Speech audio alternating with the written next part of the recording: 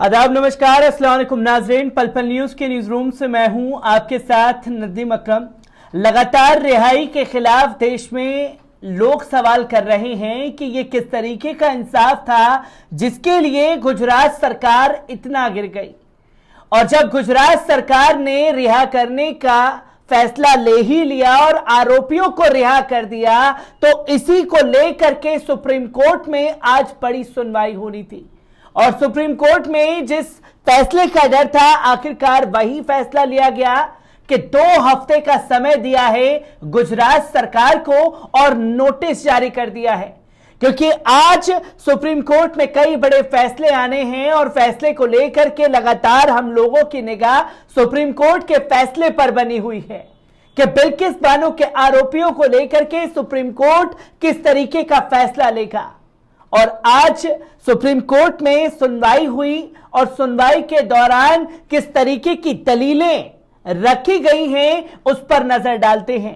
आपको बता दें कि बिल्किस बानो मामले में सुप्रीम कोर्ट ने गुजरात सरकार द्वारा 11 दोषियों को छूट देने के खिलाफ याचिका नोटिस जारी कर दिया है और 2 हफ्ते का समय दिया है कि आप 2 हफ्ते में इसका जवाब दीजिए।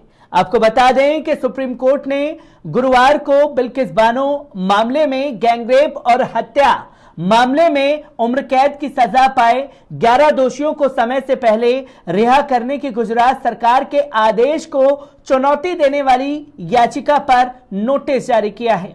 Chief justice of India CJ NV Ramana ने जस्टिस अजय रस्तोगी और जस्टिस विक्रम नाथ की पीठ ने हालांकि दोषियों को छूट देने पर कानूनी रोक के संबंध में एक प्रश्न लिखा है, जिसमें सिर्फ इसलिए कि कृत्य भयानक था, क्या यह कहना पर्याप्त है कि छूट गलत है।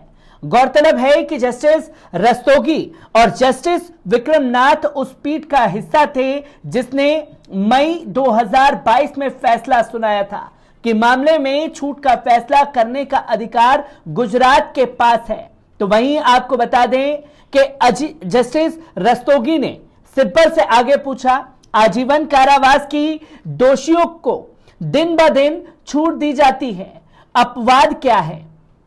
पीठ माकपा सांसद सुभाषिनी अली, पत्रकार रेवती लॉल और प्रोफेसर रूपरेखा वर्मा की याचिका पर सुनवाई कर रही थी। सीजीआई रमन्ना ने शुरुआत में स्पष्ट किया है कि मई 2022 के आदेश में केवल यह कहा गया कि उस समय में लागू होने वाली नीति के संदर्भ में छूट या समय से पहले रिहाई पर विचार किया जाना चाहिए। तो वहीं उन्होंने कहा कि मैंने कहीं पढ़ा है कि कोर्ट ने छूट की अनुमति दी है, नहीं, कोर्ट ने केवल विचार करने के लिए कहा है। जहां ये दलीलें दी जा रही थी कि कोर्ट ने गुजरात सरकार को यह फैसला दिया है और गुजरात सरकार को अनुमति दी है कि उन्हें इसे लेकर के क्या करना है, तो जस्टिस ने इस बात को क्लियर कहा कि कोर्ट ने केवल विचार करने के लिए कहा था कि आप इस पर विचार विमर्श करिए, तब कोई कदम उठाइएगा। आपको रिहा करने का अधिकार किसने दिया। तो वहीं पीठ ने तब मामले में नोटिस जारी किया और याचिकाकर्ता को आरोपी व्यक्तियों, प्रभावित पक्ष को प्रतिवादी के रूप में पेश करने का निर्देश दिया। तो वहीं आपको बता दें कि सुनवाई के दौरान सिब्बल ने मुस्लिम आबादी के पलायन, बलात्कार और हत्याओं की बड़ी घटनाओं आदि से संबंधित मामले के गंभीर तथ्य बताए। हालांकि पीठ ने सिब्बल को छूट के मुद्दे तक सीमित रखने के लिए कहा था, जहां कपिल सिब्बल ने 70 मुस्लिम परिवारों के पलायन का मुद्दा भी जज के सामने रखा और महिलाएं किस तरीके से डरी हुई हैं उन बातों को भी सामने रखा। तो जज ने साफ तौर पर सिब्बल से कहा कि आप मेन मुद्दे पर फोकस करके बात कीजिए। तो वहीं आपको बता दें कि जस्टिस रस्तोगी ने पूछा, कुछ भी किया है, उन्हें दोषी ठहराया गया, सवाल यह है कि क्या वे छूट पर विचार करने में उचित हैं। हमें केवल तभी चिंतित हैं जब छूट कानून के मानकों में नहीं है। दूसरी ओर गुजरात राज्य की ओर से पेश हुए वकील ने विचारणीयता के आधार पर याचिका का विरोध किया, जहां गुजरात सरकार के वकील इस याचिका का विरोध करने के लिए, इसे एक्सेप्ट ना करने के लिए तमाम दलीलें देते हुए दिखाई दिए। पर यहां जजेस ने गुजरात सरकार के वकील को दरकिनार करते हुए नोटिस जारी कर दिया। आपको बता दें कि इस रिट याचिका में क्या कुछ कहा गया है। अदालत ने राज्य से अपना जवाब दाखिल करने को कहा है और मामले को 2 सप्ताह बाद सूचीबद्ध किया है।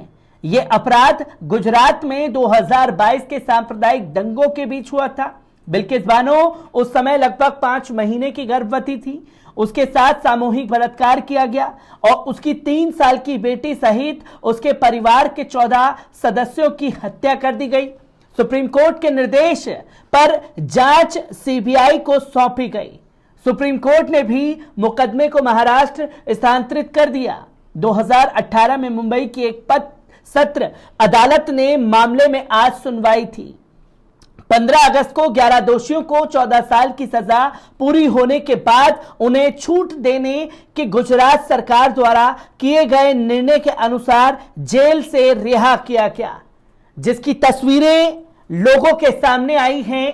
और यह सवाल लगातार बन रहा है कि आखिरकार जो जजेस हैं, सुप्रीम कोर्ट हैं, उन्होंने विचार करने के लिए गुजरात सरकार को कहा था, जो कि इस दलील में साफ तौर पर जजेस ने कहा, क्योंकि एनवी रमन्ना के साथ वो 2 जज भी इस पीठ का हिस्सा बने हैं जिन लोगों ने आरोपियों को उम्र कैद की सजा सुनाई थी।